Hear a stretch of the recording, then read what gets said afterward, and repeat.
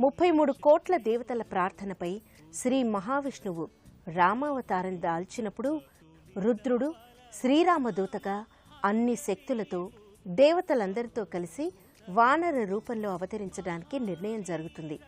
అప్పుడు జాబాలి అనే మహర్షి హనుమంతుని అవతారానికి ముందే ఆ రూపాన్ని ప్రసన్నం చేసుకోవటానికై ఎన్నో ప్రదేశాల్లో తపస్సు చేసుకుంటూ ఇప్పుడున్న ఈ వెంకటాచలంలో అంటే తిరుమల కొండపై జప హోమం చేయనారంభిస్తాడు. అతని భక్తికి మెచ్చి భగవంతుడు తన యొక్క రాబోవు హనుమంతుని రూపాన్ని స్వయంభూగా అవతరించి చూపించాట.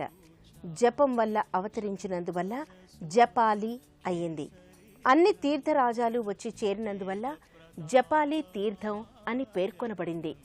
అయోధ్యకాండలో జాబాలి ఋషి తన ధర్మ విరుద్ధమైన మాటలకు వాగ్దోషాన్ని మూటగట్టుకుని జపాలి తీర్థంలో